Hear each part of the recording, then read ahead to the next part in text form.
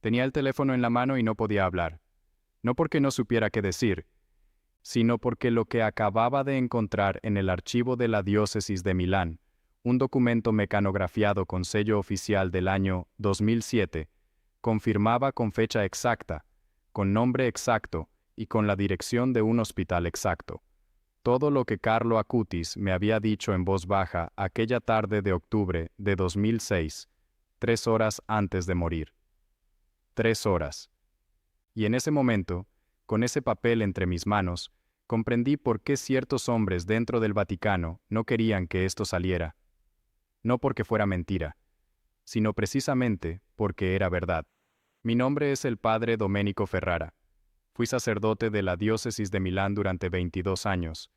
Ejercí como capellán del Hospital San Gerardo de Monza desde enero de 2004 hasta diciembre de 2009. En ese tiempo administré los últimos sacramentos a 243 personas. Soy licenciado en Teología Moral por la Universidad Gregoriana de Roma, y durante 8 años fui asesor del Tribunal Diocesano para procesos de beatificación. He sido escéptico durante casi toda mi vida de fe, que es una contradicción que cualquier sacerdote honesto entiende perfectamente. Y lo que Carlo Acutis me confesó, o más bien, lo que me dijo después del sacramento, con los ojos completamente abiertos, no lo he contado en público hasta hoy. Pero hay 3 cosas que necesito que sostengas contigo mientras escuchas lo que voy a decirte. La primera, Carlo me nombró a alguien, a una persona específica, con nombre y apellido, en una ciudad que él nunca había visitado, que estaría en una sala de hospital el 16 de agosto de 2020, exactamente 14 años después de esa tarde. Y esa persona existía. La segunda, me entregó algo antes de que yo saliera de la habitación. Me dijo que no lo abriera hasta que lo entendiera. Yo no lo entendí durante 14 años. La tercera, lo que ese documento del archivo diocesano confirmó no era solo una predicción, era una advertencia. Y la advertencia iba dirigida a mí. Antes de seguir, solo un momento, porque hay personas aquí que merecen ser nombradas. Quiero agradecer de corazón a Reina Monge, a Manuel García Rodríguez y a Ramón Clivil por haberse hecho miembros de este canal. Hacerse miembro aquí es encender una vela en Asís, un donativo para la basílica donde hoy descansa Carlo Acutis. Gracias por mantener viva su memoria junto a mí. Y ahora vuelvo, porque todavía no te he dicho lo más importante de lo que Carlo pronunció aquella tarde. Y cuando lo escuches, todo lo demás va a cobrar un peso distinto. Llegué al Hospital San Gerardo el 3 de octubre de 2006. Había recibido una llamada del jefe de enfermería de la planta de hematología a las 7:42 de la mañana.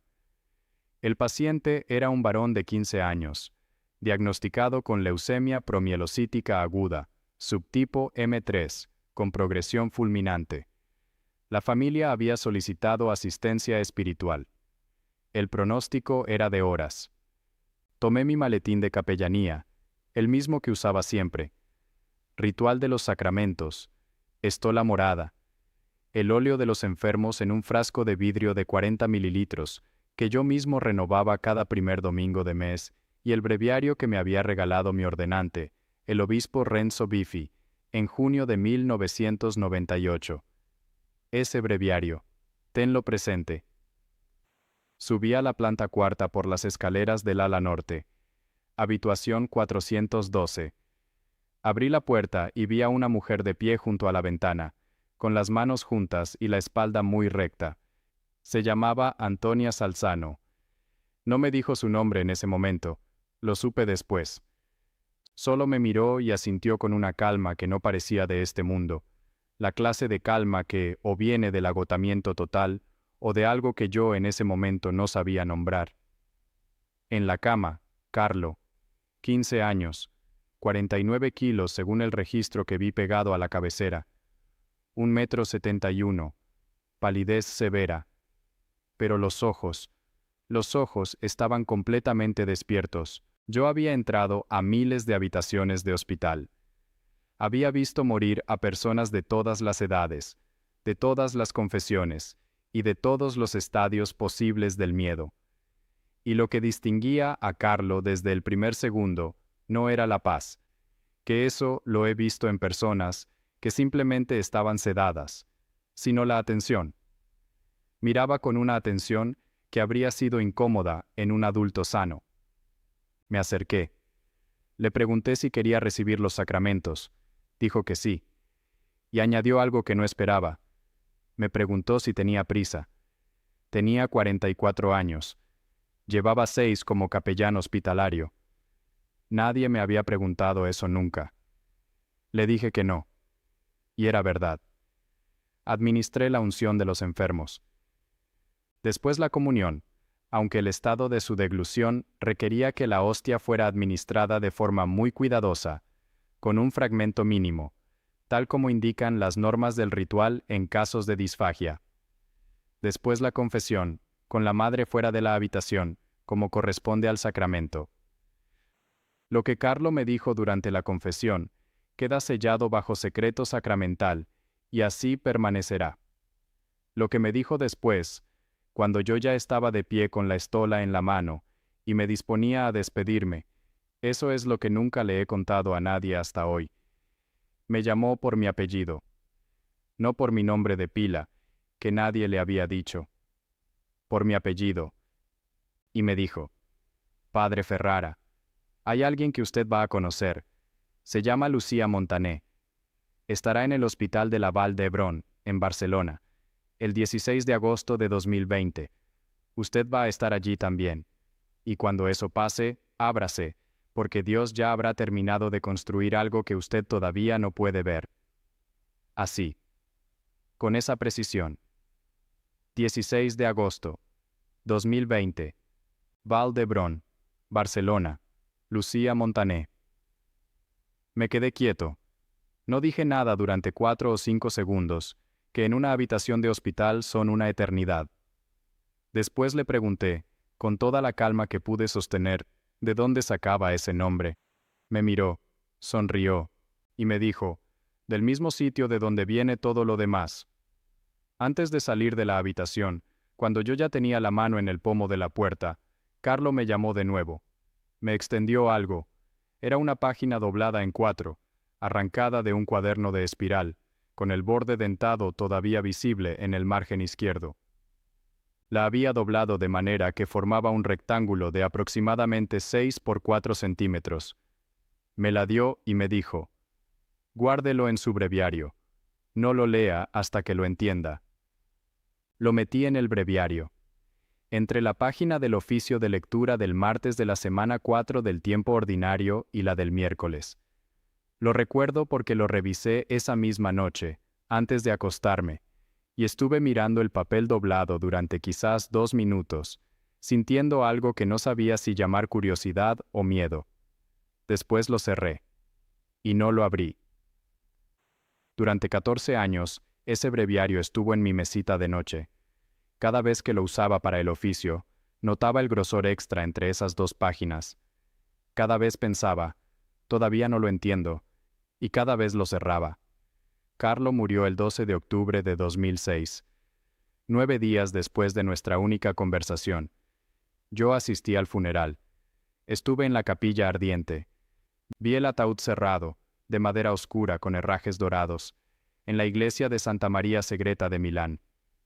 Había flores blancas, muchas, y una fotografía de Carlo en la que sonreía con una camiseta azul, con ese gesto que tenía de mirar a la cámara como si supiera exactamente lo que vendría después.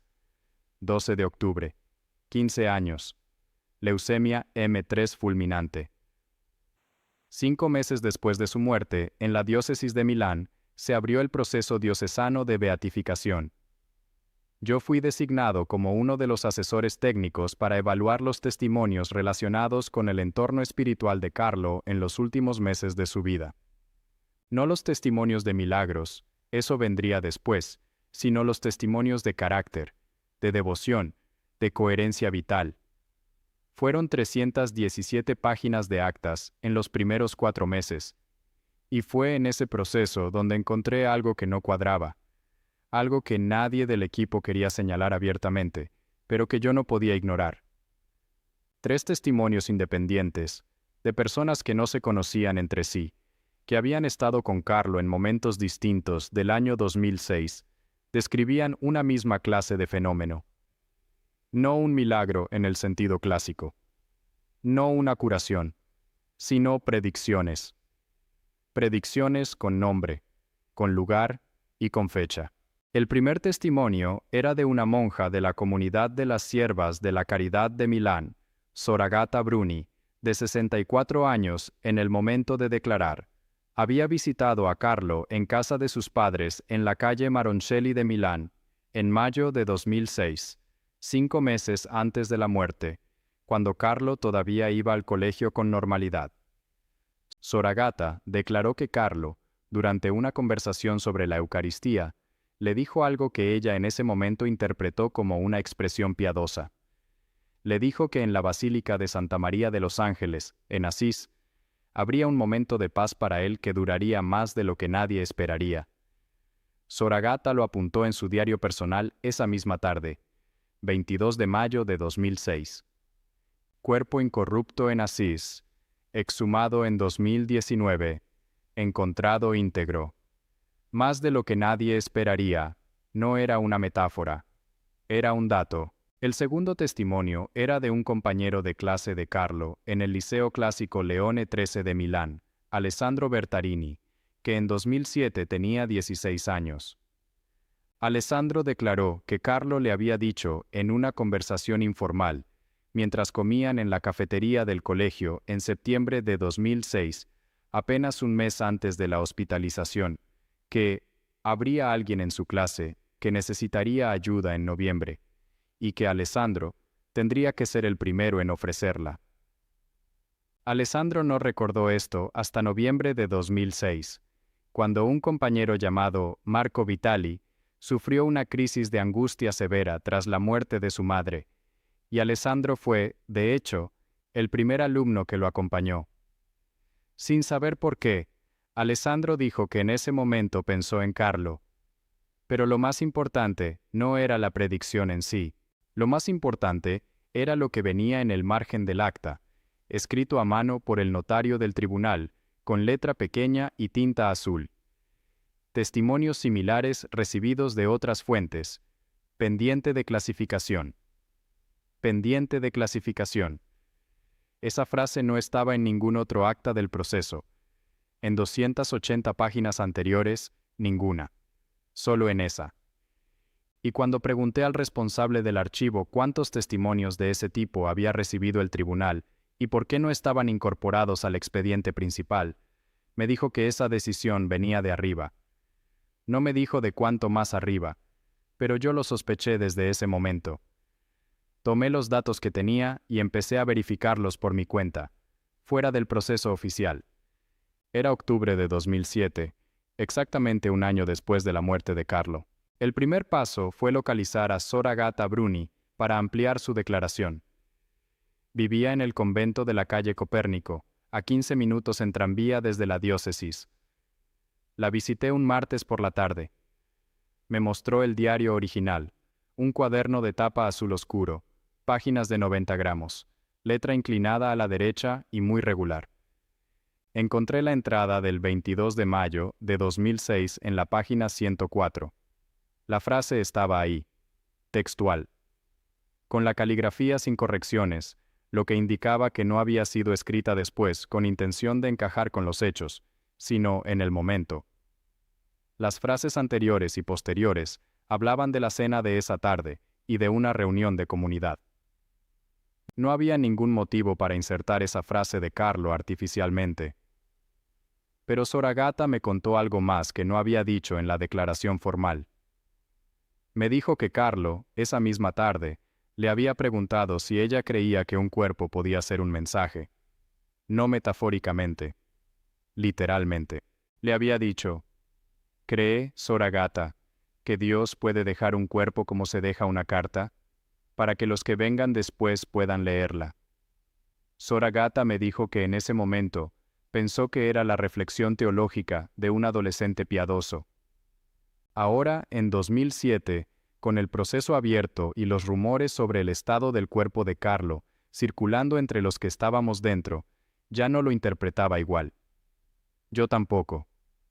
Anoté la frase en mi cuaderno de campo. ¿Puede un cuerpo ser un mensaje?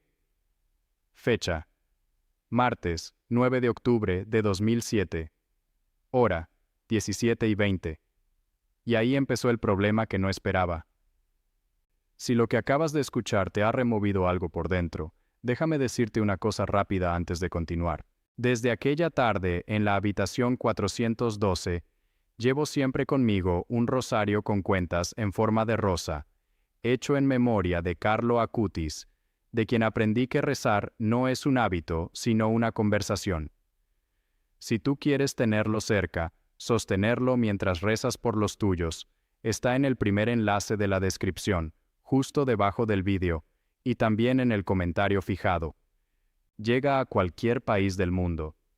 Pero espera, porque lo que descubrí a las 48 horas de hablar con Soragata cambió completamente el rumbo de esta historia. Y lo que cambió no fue una teoría, fue un número.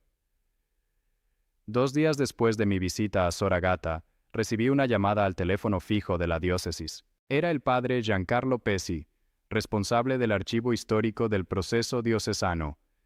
Me llamaba para decirme, en un tono que no era exactamente nervioso pero tampoco tranquilo, que el conjunto de testimonios que yo había preguntado, los que estaban clasificados como pendientes, habían sido transferidos a otra dependencia. Le pregunté cuál. Me dijo que no lo sabía. Le pregunté quién había dado la orden. Me dijo que la comunicación había llegado por escrito, con membrete de la Secretaría de Estado del Vaticano. Me quedé en silencio. La Secretaría de Estado del Vaticano no interviene rutinariamente en los procesos diocesanos de beatificación en su fase preliminar. Interviene en la fase romana, cuando el expediente ya ha pasado a la Congregación para las Causas de los Santos. Pero en la fase diocesana, la jurisdicción es local. Salvo que haya algo que la Santa Sede quiera gestionar directamente. Y la única razón para gestionar directamente un testimonio en la fase diocesana es que ese testimonio sea problemático. No porque sea falso, sino porque sea verdadero de una manera que no encaja con los marcos que el proceso puede sostener. Pedí una cita con el vicario episcopal, responsable del proceso. Me la dieron para el 23 de octubre. Me presenté con mis notas, con las fotocopias de las actas y con la pregunta directa. ¿Cuántos testimonios de predicciones con fecha y nombre había recibido el tribunal? El vicario me miró durante un momento que duró más de lo cómodo. Después me dijo que esa información estaba bajo reserva, que el proceso seguía su curso, que mi labor como asesor era evaluar los testimonios de carácter, no los de fenómenos extraordinarios. Le dije que entendía. Me fui. Y esa misma tarde, por un camino que no voy a detallar porque implicaría a personas que pidieron protección, obtuve acceso a una lista, no al contenido de los testimonios, solo a la lista. 19 testimonios clasificados como predicciones específicas. 19. En el expediente principal no aparecía ninguno. 19 personas que habían declarado, de manera independiente, que Carlo Acutis les había dicho algo que después había ocurrido. Con fecha, con lugar, con nombre. 19. El primero que pude rastrear por mi cuenta, sin acceder a los testimonios sellados, fue el de un hombre llamado Roberto Facio, un fontanero de 41 años de Pavía, que había estado en el mismo bloque de apartamentos que los Acutis durante el verano de 2005. Roberto había declarado en el proceso que Carlo, mientras jugaban juntos al fútbol en el patio interior del edificio, le había dicho algo sobre su hermano. Roberto tenía un hermano menor, Stefano, de 23 años, que en ese momento trabajaba en una fábrica de componentes electrónicos en Sesto San Giovanni. Carlo le había dicho a Roberto, en agosto de 2005, que su hermano Stefano iba a tener un accidente, que no sería grave, que pasaría antes de que llegue el frío, que cuando ocurriera, Roberto tenía que ser el primero en contestar el teléfono.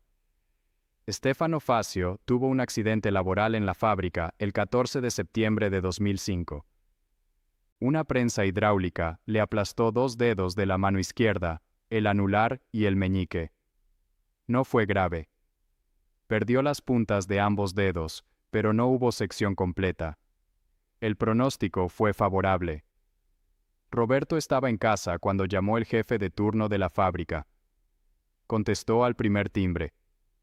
Después recordó lo que Carlo le había dicho. Ese testimonio estaba en la lista de los 19. Yo lo verifiqué por otra vía. El parte de accidente laboral de Stefano Fazio constaba en el registro de la Inspección de Trabajo de Lombardía. Número de expediente: IL-M. I-2005-447-1. Fecha: 14 de septiembre de 2005. Exactamente como Carlo había dicho, antes de que llegara el frío. Pero hay un cuarto detalle de este testimonio que me pareció más inquietante que el accidente en sí. Carlo le había dicho a Roberto: cuando contestes el teléfono, di que sí enseguida, no lo pienses. Roberto no entendió esa instrucción hasta que, al contestar esa llamada, el jefe de turno le preguntó si podía venir al hospital inmediatamente, porque Stefano estaba pidiendo a su hermano, y los padres estaban de viaje. Roberto dijo que sí sin pensar. Di que sí enseguida. Carlos sabía que Roberto iba a dudar. Sabía cuánto iba a dudar. Y le dio la instrucción exacta para no hacerlo. Eso no es una predicción sobre hechos externos. Es una predicción sobre el estado interior de una persona específica. Y eso es lo que terrorizó a las personas que leyeron ese testimonio dentro del proceso. Porque una cosa es prever un accidente. Un accidente tiene causas físicas, causas estadísticas, causas que en teoría podrían rastrearse. Pero prever la duda de un hombre específico ante una llamada de teléfono específica en un momento específico, eso es otra categoría. Eso no tiene modelo de explicación racional. Y cuando digo que eso aterró a ciertas personas dentro del proceso, no lo digo para dramatizar. Lo digo porque lo vi. Estuve en una reunión en enero de 2008 con 3 miembros del equipo asesor, una reunión que estaba convocada formalmente para revisar el calendario de testimonios pendientes. Y en esa reunión, uno de los asesores, un sacerdote de 70 años con doctorado en filosofía tomista, dijo algo que no he olvidado. Dijo: si lo que contienen esos testimonios es verdad en los términos en que está documentado, entonces estamos ante algo que la teología no puede contener sin ruptura. Sin ruptura. No dijo sin explicación. No dijo sin categoría. Dijo sin ruptura. Como si la única manera de acomodar lo que esos testimonios describían fuera romper algo dentro del sistema. Silencio. 4 adultos en una sala de reuniones de color crema, con una mesa de madera oscura y una sola ventana que daba al patio interior de la curia. 15 segundos de silencio. Y después el director del proceso dijo: continuemos con el calendario. Y nadie volvió a mencionar los 19 testimonios en esa reunión, ni en las siguientes. Yo sí los seguí buscando. En marzo de 2008 decidí acudir directamente a la fuente, que nadie en el equipo había contactado de manera formal, para ampliar los testimonios. Antonia Salzano, la madre de Carlo. Pedí una cita a través de la diócesis. Me la concedieron para el jueves 12 de marzo, en el apartamento familiar de la calle Maroncelli. Llegué a las 10 de la mañana. Antonia me abrió la puerta ella misma. El apartamento era luminoso y ordenado. En el salón, una fotografía de Carlo enmarcada en madera blanca sobre una repisa, junto a una vela encendida y un rosario de cuentas claras. No recuerdo el color exacto de las cuentas. Sí recuerdo que el rosario tenía una cruz de metal plateado y que la imagen del Sagrado Corazón que estaba al lado de la fotografía era una reproducción de tamaño pequeño, de unos 15 por 20 centímetros. Antonia se sentó frente a mí y me preguntó directamente por qué estaba ahí. No era una pregunta hostil. Era una pregunta honesta de una mujer que había pasado 2 años respondiendo preguntas del proceso diocesano y sabía distinguir entre las preguntas de protocolo y las preguntas reales. Le dije la verdad. Le dije que había estado con Carlo 3 horas antes de su muerte, que me había dicho algo que no cuadraba con nada que yo pudiera explicar, y que quería entender si ella había vivido lo mismo. Antonia guardó silencio un momento. Después dijo, ¿qué le dijo? Le conté la predicción, el nombre, el hospital, la fecha, Val d'Hebron, 16 de agosto de 2020. Lucía Montané. Cuando terminé de hablar, Antonia asintió despacio, y dijo, Carlo hacía eso. Lo dijo en presente, y luego se corrigió mentalmente, aunque no en voz alta. Lo vi en su gesto. Le pregunté si podía darme ejemplos concretos que ella hubiera vivido directamente. Me dio 3. El primero. En febrero de 2006, Carlo le dijo a su madre que el señor del tercer piso iba a necesitar compañía antes de Semana Santa. No le dio nombre. El vecino del tercer piso del edificio era un hombre de 78 años llamado Aurelio Gentili, que vivía solo desde la muerte de su esposa en 2004. El martes de la Semana de Pasión, Aurelio Gentili sufrió una caída en la escalera y estuvo solo en el suelo durante 40 minutos antes de que alguien lo encontrara. Antonia lo visitaba ya desde 2 semanas antes, por indicación de Carlo. Cuando ocurrió la caída, ella tenía las llaves de su apartamento. El segundo, en junio de 2006, Carlo le dijo a su madre que debía guardar la quinta carta que llegara después de las vacaciones. No le explicó por qué. En septiembre de 2006, cuando Carlo ya estaba hospitalizado, llegó al apartamento un sobre de la Congregación para la Doctrina de la Fe, relacionado con un artículo que Carlo había escrito sobre los milagros eucarísticos. Era la quinta pieza de correspondencia que llegó ese mes, en el orden exacto en que llegó. Antonia la guardó. Ese documento se convirtió años después en una pieza clave del proceso de beatificación. El tercero era el más difícil de escuchar. Antonia me contó que en septiembre de 2006, 9 días antes de la hospitalización, Carlo le había dicho, «Mamá, cuando yo no esté, tú vas a hablar con alguien que lleva algo mío sin saberlo. Y él sí lo va a saber después». Antonia me miraba mientras me lo contaba. Yo sentí el peso del breviario en mi bolsillo interior.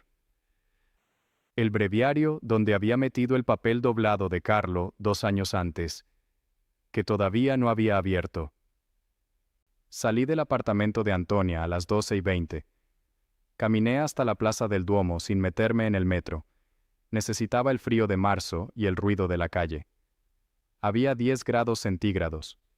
Nubes bajas. El sol intentaba entrar por algún lado entre los edificios y no terminaba de conseguirlo. Pensé en abrir el papel. Y algo me detuvo. No sé cómo describir ese algo sin sonar a un tipo de experiencia que yo habría rechazado antes de conocer a Carlo. No fue una voz. No fue una imagen. Fue la certeza, nítida y sin adornos, de que todavía no entendía. Que todavía faltaba algo. Que abrir ese papel en ese momento sería como leer el final de un libro, sin haber leído el nudo. Carlo me había dicho, no lo lea hasta que lo entienda. Yo todavía no entendía. Volví a casa con el breviario en el bolsillo y lo puse en la mesita de noche. Año 2008. 12 años faltaban todavía para el 16 de agosto de 2020. En los años siguientes, el proceso de beatificación siguió su curso. La fase diocesana se cerró en 2012. El expediente pasó a Roma. En 2013 ocurrió el primer milagro reconocido. Mateus, un niño brasileño de Campo Grande, con una malformación pancreática severa, que los médicos habían clasificado como incompatible con la vida sin intervención quirúrgica de alto riesgo. Sus padres rezaron ante la exposición de los milagros eucarísticos que Carlo había documentado. El niño sanó. Sin cirugía. Los controles de seguimiento realizados el 15 de marzo de 2013 mostraron un páncreas funcionalmente normal. Los médicos del Hospital Universitario de Campo Grande no encontraron explicación. Yo seguí siendo asesor diocesano hasta 2009, cuando pedí un año sabático que se convirtió en un reposicionamiento profesional. Dejé la capellanía del San Gerardo y pasé a trabajar como consultor teológico independiente para varias diócesis del norte de Italia. Seguía el proceso de Carlo desde fuera, con la distancia de alguien que tiene un interés personal en el asunto pero ya no acceso institucional directo, y fue durante ese periodo, entre 2009 y 2015, cuando empecé a construir el segundo expediente, el que nadie me había pedido que construyera, el que yo construí solo porque no podía no hacerlo. Hay algo que puedes hacer ahora mismo si esta historia te está llegando de verdad. Puedes encender una vela en Asís. Hacerte miembro de este canal es exactamente eso. Un donativo para la basílica donde hoy descansa Carlo, donde cada día entran personas de todo el mundo a rezar ante su cuerpo. Está en el segundo enlace de la descripción, debajo del vídeo. Es tu manera de caminar en esto junto a mí. Y ahora déjame contarte lo que encontré en 2015, porque fue lo que finalmente abrió el segundo misterio de esta historia. Lo que encontré no era un testimonio, era un número, y ese número lo cambió todo. En el año 2004, Carlo Acutis había comenzado a documentar casos de milagros eucarísticos en todo el mundo. Lo había hecho con la metodología de un investigador adulto. Fuentes primarias, fechas, coordenadas geográficas, denominación del fenómeno, referencias eclesiales, fotografías cuando existían. A los 13 años tenía un catálogo de más de 130 casos. Cuando murió, a los 15, el catálogo tenía 154 casos documentados de 136 países distintos. Después de su muerte, su madre Antonia y un equipo de colaboradores continuaron la labor. El catálogo llegó a más de 160 casos. Hoy es una exposición itinerante que ha recorrido más de 12 países. Yo sabía todo esto desde los primeros años del proceso. Lo que no sabía, lo que nadie del equipo asesor me había dicho y que descubrí solo en 2015, fue lo siguiente. Entre los 154 casos que Carlo había documentado antes de morir, había 4 en los que él había anotado a mano, en el margen del expediente, una frase que no correspondía a ningún dato documental. No era una cita de fuentes. No era un comentario histórico. Era una observación personal.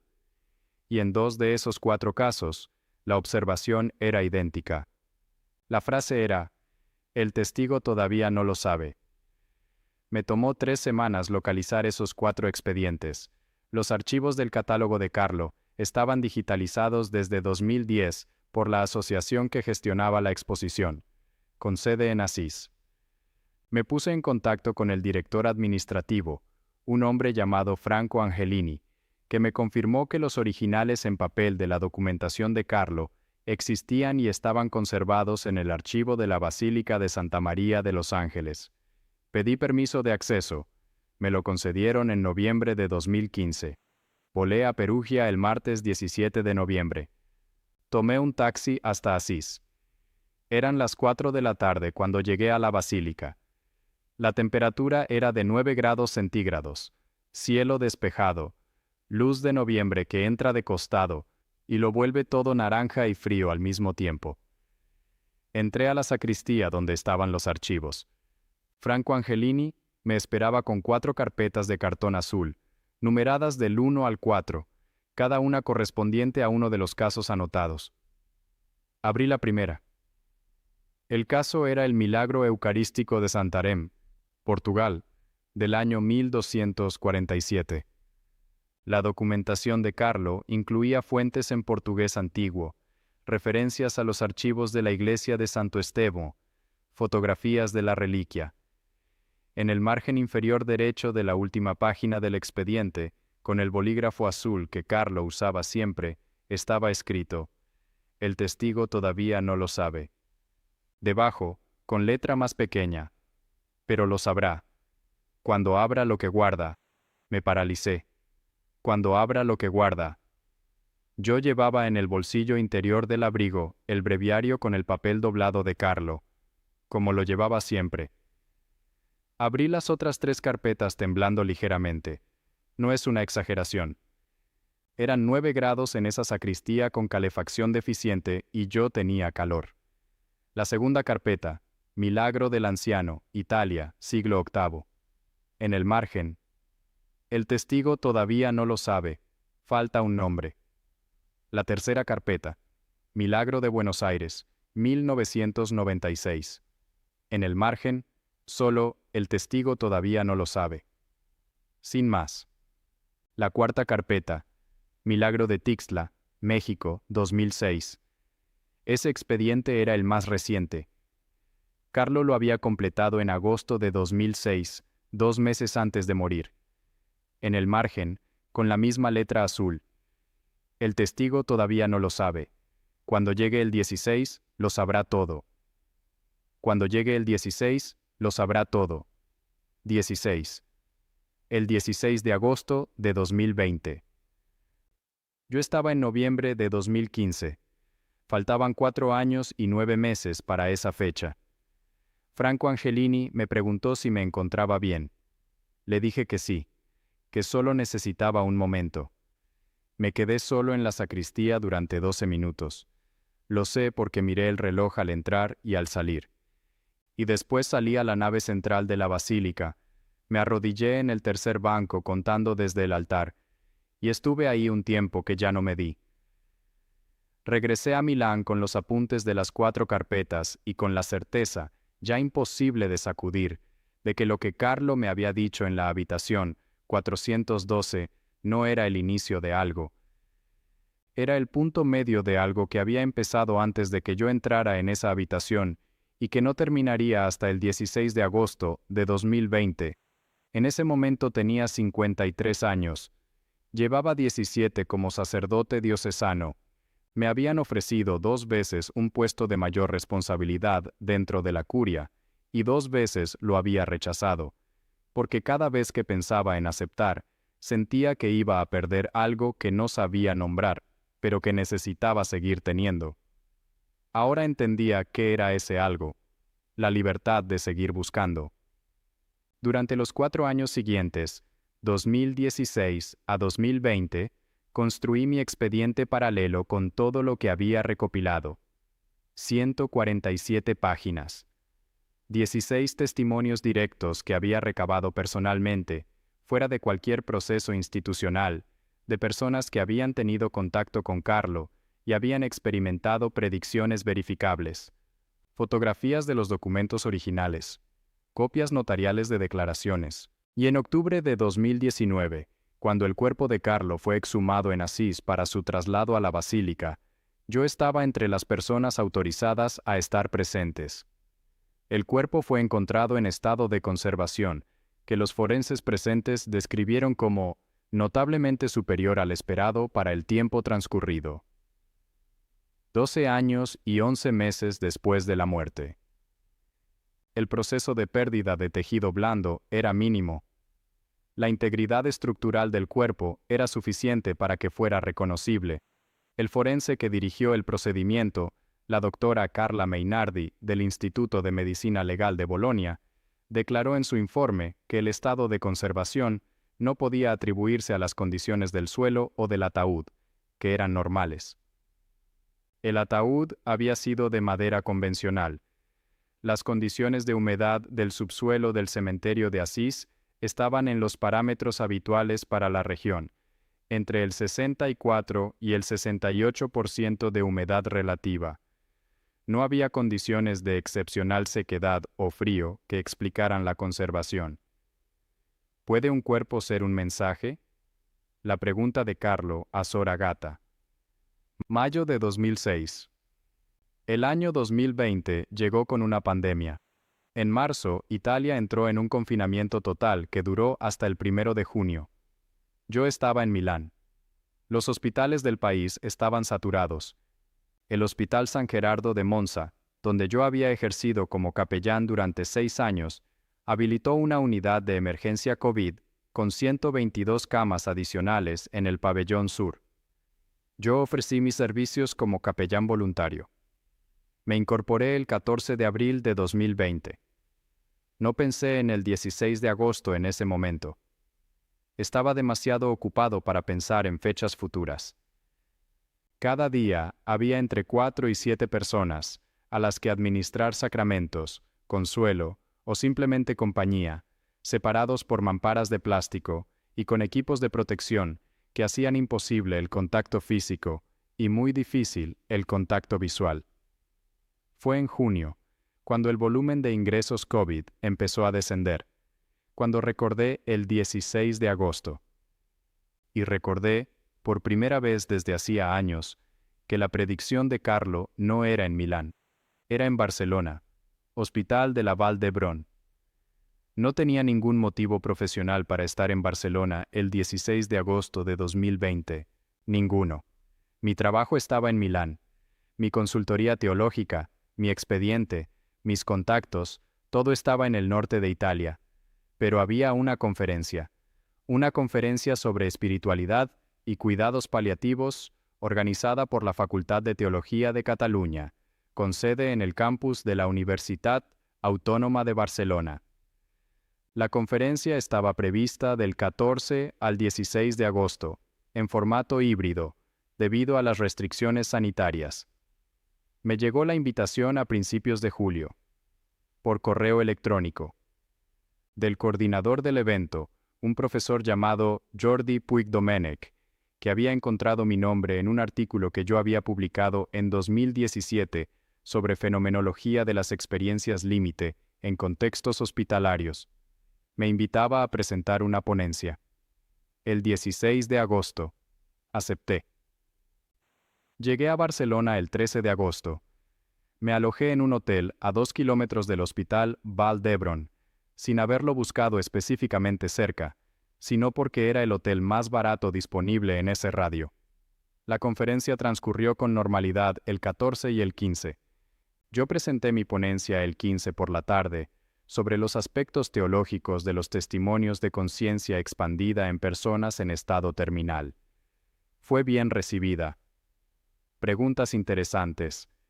Nada extraordinario. El 16 de agosto amaneció con 27 grados centígrados en Barcelona.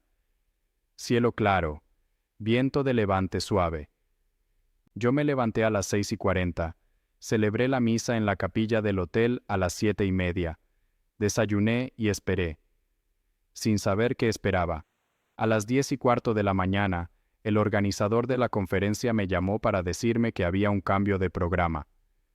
Uno de los ponentes del día había cancelado por enfermedad, y querían saber si yo podía visitar el servicio de cuidados paliativos del Hospital Vall d'Hebron esa mañana, como parte de una actividad de formación práctica para los residentes de medicina que asistían a la conferencia. Dije que sí enseguida. No lo pensé. Llegué al Hospital Vall d'Hebron a las 11:05. Me acompañó una residente de tercer año de medicina interna llamada Nadia Garriga. Subimos al pabellón de cuidados paliativos, planta séptima del edificio central. La jefa del servicio, la doctora Isabel Fontes, nos recibió en su despacho y nos explicó el programa de la mañana. Visitaríamos 3 pacientes que habían dado su consentimiento para recibir visitas formativas. El segundo paciente de la lista era una mujer de 47 años, ingresada desde el 3 de agosto, con un diagnóstico de glioblastoma multiforme en estadio 4, con metástasis cerebrales múltiples. Pronóstico: semanas. Su nombre era Lucía Montané. No dije nada. 4 segundos. 5. La doctora Fontes me estaba explicando los detalles clínicos del caso. La residente Nadia Garriga tomaba notas en una tablet. Yo estaba de pie en el pasillo de la planta séptima del Hospital Vall d'Hebron de Barcelona, el 16 de agosto de 2020, escuchando el nombre que Carlo Acutis me había pronunciado 14 años antes, 3 horas antes de su muerte. Lucía Montané. Me puse la mano en el bolsillo interior de la chaqueta. El breviario estaba ahí. Como siempre. La doctora Fontes me preguntó si todo estaba bien. Le dije que sí, que podíamos seguir. Entramos a la habitación de Lucía Montané a las 11:22 de la mañana. Era una mujer de pelo oscuro, muy corto, con los ojos de un marrón muy claro, que en la luz de esa habitación parecían casi dorados. Tenía una vía intravenosa en el brazo izquierdo conectada a una bomba de perfusión de morfina, con dosis de 4 miligramos por hora. Estaba despierta. Estaba lúcida. Me miró cuando entré, y me dijo, «Usted es el padre Ferrara». No había ninguna manera de que Lucía Montané supiera mi nombre. No había forma. Yo no era conocido en Barcelona. Mi artículo de 2017 estaba publicado en una revista académica italiana con una tirada de 600 suscripciones. Mi nombre no aparecía en el programa impreso de la conferencia, porque mi participación de ese día era un reemplazo de último momento. La doctora Fontes no me había presentado antes de entrar. Nadia Garriga no me conocía de antes. Lucía Montané sabía mi nombre. Me acerqué a la cama.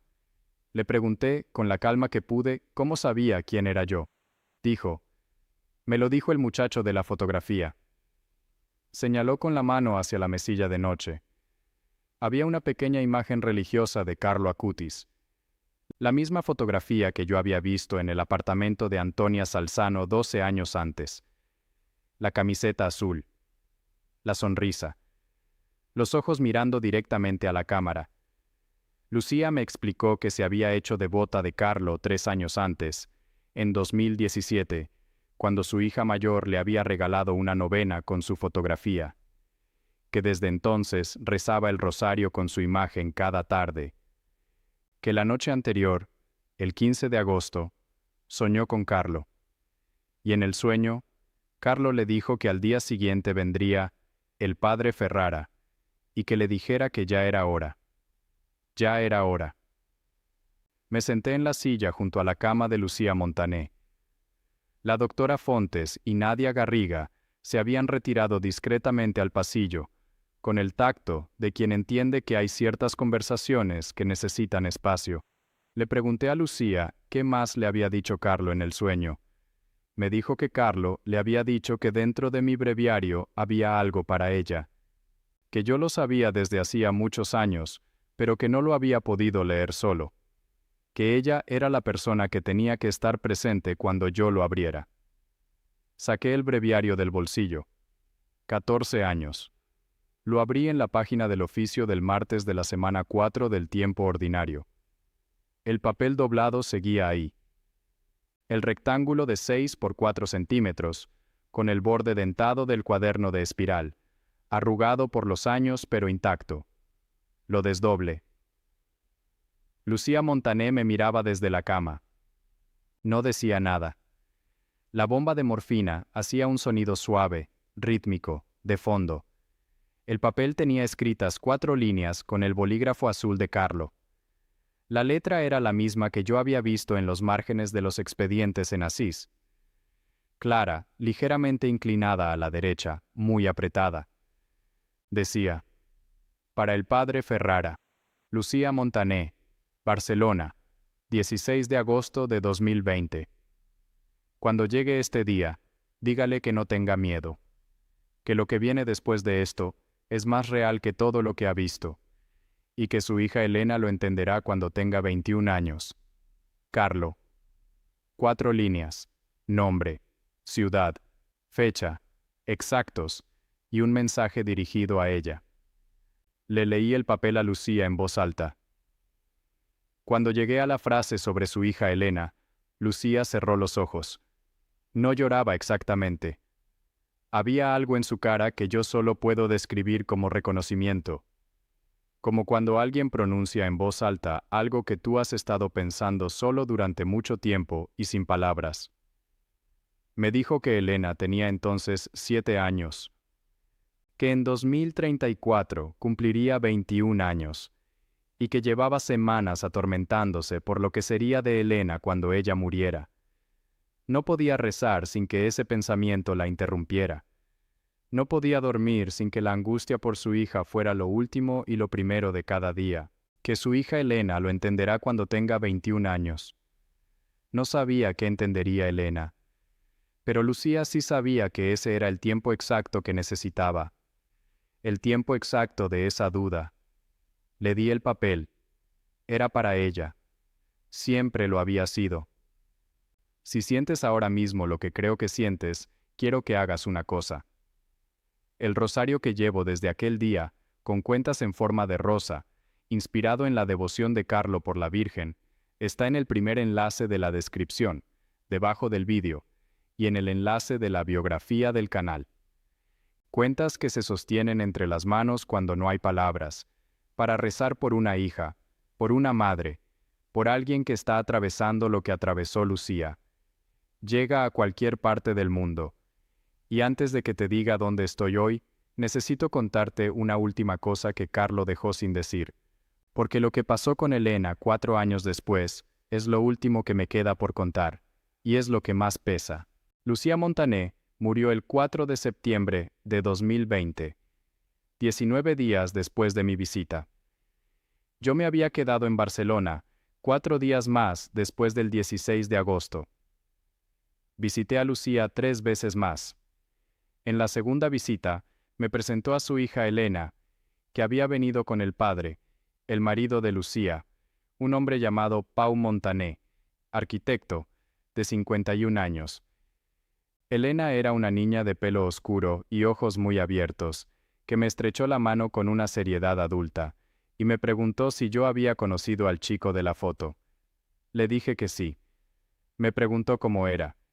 Le dije que era la persona más despierta que yo había conocido en toda mi vida. Elena asintió y dijo, lo sabía. Tenía 7 años. Cuando murió Lucía, Pau Montané me escribió un correo electrónico, muy corto.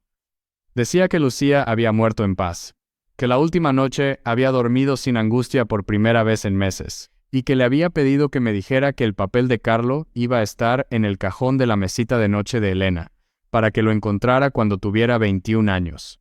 Guardé ese correo. Está en la carpeta del expediente, página 143.